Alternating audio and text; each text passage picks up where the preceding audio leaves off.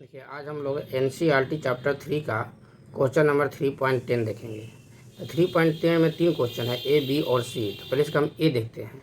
ए में कह रहा है किसी मीटर सेतु में जब प्रतिरोधक एस बराबर दिया है 12.5 ओम हो तो संतुलन बिंदु सिरे ए से 39.5 सेंटीमीटर की लंबाई पर प्राप्त होता है। आर का प्रतिरोध ज्ञात कीजिए। फिर इसी क्वेश्चन में है व्हीट स्टोन सेतु माने व्हीट स्टोन ब्रिज या मीटर ब्रिज हम लोग कहेंगे में प्रतिरोधकों के संयोजन के लिए मोटी कॉपर की पत्तियां क्यों प्रयोग में लाए जाते हैं। मैंने इसमें भी 2 क्वेश्चन है। पहले आर हम लोग का निकालना है, ठीक है। देखिए अब वैल्यू यहाँ पर हम लोग का एस का वैल्यू दिया है 12.5 दिया था। यहाँ पर देखिए एस बराबर का दिया है 12.5, यहाँ एस हम लोग 12.5 कर दिए। एल का वैल्यू कितना दिया है 39.5। एल का वैल्यू देखिए 39.5 सेंटीमीटर है, भर दिए। और आर निकालना है। तो आर के लिए फॉर्मूला हम क्लास में पढ़ाए हैं ये वाला। एस बराबर होता है R into 100 minus L by L होता है। ये मीटर ब्रिज के लिए फॉर्मूला हम बताए हैं। तो एस का वैल्यू यहाँ पुट कर दिए, आर का वैल्यू निकालना है और यहाँ एल का वैल्यू पुट कर दिए। एल का वैल्यू है कितना हम लोग का 39.5 है, ऊपर ही पुट कर दिए, नीचे पुट कर दिए। अब अगला स्टेप देखिए, आराम से देखिएगा। 12.5 यहाँ है ना, ये आर है, ये 100 में से 39.5 हटा देंगे तो हो जाएगा 60.5 यानी 60.5 हो गया। और नीचे 39.5 भी किया है। अब ये आर निकालना है, मतलब कि ये जाकर इधर डिवाइड में लग जाएगा। तो 60.5 बाई 39.5 जो है डिवाइड में लग जाएगा, यानी कि आर इज इक्वल टू हो जाएगा 12.5 है ना, ये 12.5। तो 12.5 डिवाइड में लगे कितना 60.5.39.5, ठीक है। अब नीचे 39.5 जो है ऊपर चल जाएगा। मेन बटा हमारा ये है, मेन डिवाइड ये है, मेन बटा ये है, ये वाला ऊपर चल जाएगा। तो यहाँ देखिए अगला स्टेप में लिखे हैं 12.5 बाई 60.5 हो जाएगा ना, आयन टू होगा 39.5। अब देखिए एगो पॉइंट यहाँ भी था, एगो पॉइंट यहाँ भी था, ये 2 पॉइंट ऐसे ही क्लियर हो जाएगा। और ये पॉइंट को क्लियर करने के लिए नीचे हम 10 कर दिए, पॉइंट क्लियर हो गया। अब इसको हम कटा दिए। तो पहले मान लो हम 5 से कटाते हैं तो ये हो जाएगा 25 बार में। 5 कटाते हैं इसको तो ये इतना बार में कट जाएगा, ठीक है, कोई दिक्कत नहीं ना है। फिर इसको करा देंगे अब हम 5 से, तो 50 25 और 5 दूनी 10 कट गया। अब इसमें और इसमें मल्टीप्लाई करेंगे तो इतना हो जाएगा, और इसमें इसे मल्टीप्लाई करेंगे इतना हो जाएगा, डिवाइड करेंगे तो ये आंसर हो जाएगा, ठीक है। इसको आराम से देख लीजिएगा, ये यहाँ तक हम लोग का आता है। अब इसी में जोड़ रहा है यहाँ पर देखिए फिर क्वेश्चन से कि व्हीट स्टोन सेतु या मीटर सेतु में प्रतिरोधकों के संयोजन के लिए मोटी कॉपर की पत्तियां क्यों प्रयोग में लाए जाते हैं। तो अब इसका आंसर देखिए, यहाँ देखिएगा ध्यान से कि व्हीट स्टोन सेतु या मीटर सेतु में प्रतिरोधकों के संयोजन के लिए मोटी कॉपर की पत्तियों का प्रयोग करते हैं क्योंकि इसका प्रतिरोध नगण्य होता है। क्या होता है, नगण्य। ध्यान रखना है कि मोटी कॉपर लेंगे तो उसका प्रतिरोध नगण्य होता है, जिससे सेतु के प्रतिरोध पर इसका प्रभाव नहीं पड़ता, ठीक है। आप लोग पूरा वीडियो देखिएगा, हर एक ये क्वेश्चन को आप लोग स्क्रीनशॉट ले लीजिएगा, ठीक है, कोई दिक्कत नहीं है। देखिए इस पेज का हम स्क्रीनशॉट ले लेते हैं, आप लोग भी इस पेज का स्क्रीनशॉट ले लीजिएगा। ध्यान से देखिए ऐसे अपना,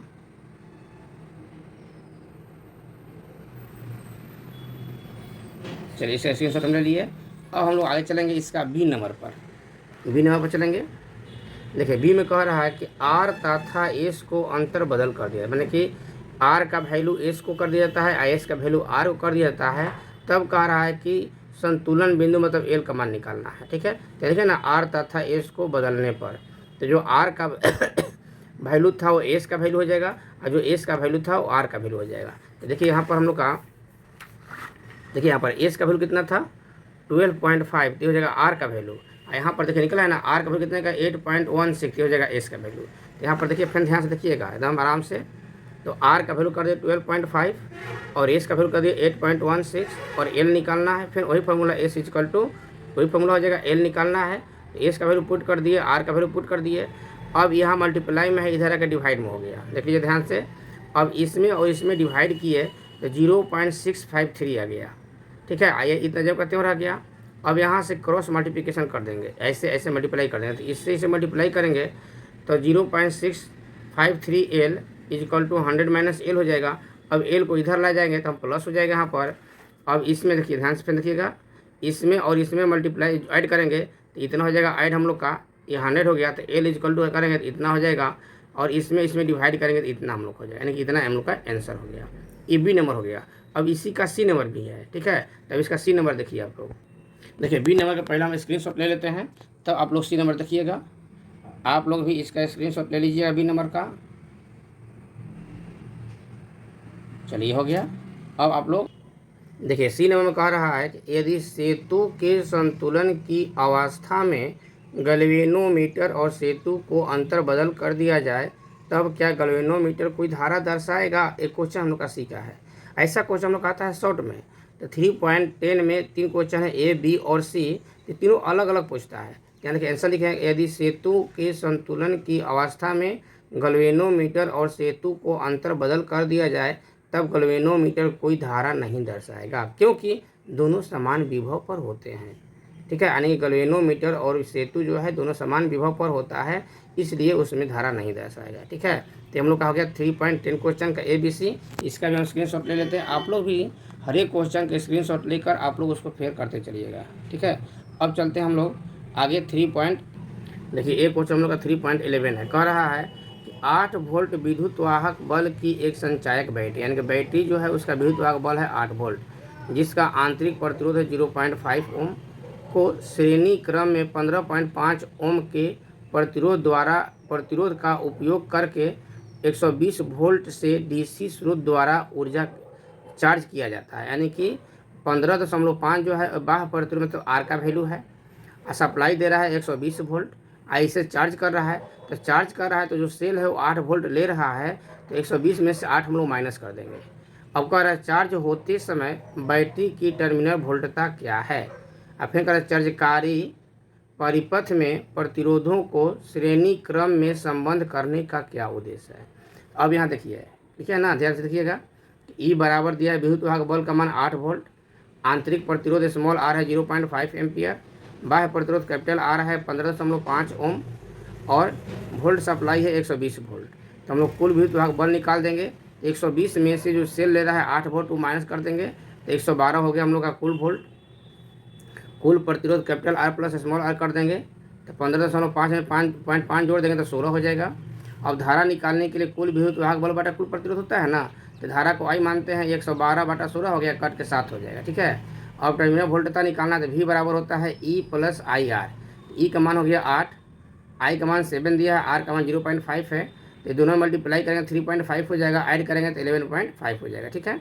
अब जो अगला क्वेश्चन हम लोग इसी में है, देखिए यहाँ पर कि चार्जकारी परिपथ में प्रतिरोधों को श्रेणीबद्ध में, ठीक है, श्रेणी क्रम में संबद्ध करने का क्या उद्देश्य है। तो यहाँ देखिए लिखा है ना, टर्मिनल में परिपथ को श्रेणी क्रम में संबद्ध करने का मुख्य उद्देश्य यह है कि श्रेणी क्रम के प्रतिरोध परिपथ में धारा को नियंत्रित करते हैं, ठीक है, तथा ऊष्मा की बड़े पैमाने पर क्षय होने से रोकते हैं। यानी कि ऊष्मा का ह्रास उसमें नहीं होता है, इसलिए उसको श्रेणी क्रम में जोड़ा जाता है, ठीक है। अब आप लोग देखिएगा 3.12, इसका भी स्क्रीनशॉट ले लेते हैं, भूल जाते हैं। देखिए इसका स्क्रीनशॉट ले लेते हैं, तब 3.12 पर चलेंगे, आप लोग भी ले लीजिएगा। अब चलिए 3.12। देखिए एक क्वेश्चन हम लोग का 3.12 है। किसी पोटेशियोमीटर व्यवस्था में 1.25 वोल्ट विद्युत वाहक बल दिया है, ठीक है, कि एक सेल का संतुलन बिंदु तार के 35 सेंटीमीटर लंबाई पर प्राप्त होता है। यानी कि E और L दिया है, तो एगो E1 मान लेंगे, एगो L1 मान लेंगे। यदि इस सेल को किसी अन्य सेल द्वारा प्रतिस्थापित कर दिया जाए तो संतुलन बिंदु इतना मान L2 का मान हो जाएगा 63 पर स्थानांतरित हो जाता है, तो दूसरे सेल का विद्युत वाहक बल निकालना। देखिए यहाँ पर लिखा है ना, E1 बराबर कितना है 1.25, यहाँ है ना E1 बराबर 1.25 वोल्ट है, और L1 कितना है 35, और L2 हम लोग का 63। तो विद्युत वाहक बल यानी कि E2 निकालना है, यानी कि दूसरे सेल का विद्युत वाहक बल निकालना है। देखिए यहाँ पर लिखे हैं कि दूसरे सेल का विद्युत वाहक बल प्राप्त करने के लिए फॉर्मूला होता है E2/E1 = L2/L1। ये हम क्लास में पढ़ाए हुए हैं, इसी फार्मूला का यूज करेंगे। तो U2 का मान निकालना है, E1 का मान हो गया 1.25, L2 का मान हो गया 63, और L1 का मान हो गया 35, ठीक है। यहाँ पर क्रॉस मल्टीप्लिकेशन करा देंगे तो 35 E2 बराबर हो जाएगा 63 × 1.25, ठीक है। अब आगे देखिए, अब E2 निकालना है ताकि यहाँ डिवाइड में हो जाएगा। तो यहाँ पर देखिए ये पॉइंट हटाने के लिए हम 1.25 है ना, पॉइंट हटाने के यहाँ 100 कर दिए, तो 25 से कटा दिए हैं, 25 पाँचे 125 हो जाएगा, 25 चौका 100 हो जाएगा। आप फिर 5 से कटा दिए 7 बार में, तो ऊपर हो गया 63, नीचे होगा 7 चौक 28, 63 में 28 से डिवाइड कर देंगे 2.25 वोल्ट हो जाएगा हम लोग का आंसर, यानी कि E2 का मान हो गया 2.25। ठीक है, इस तरह से हम लोग का NCERT चैप्टर 3 का न्यूमेरिकल हम लोग पूरा सोल्यूशन देख लिए।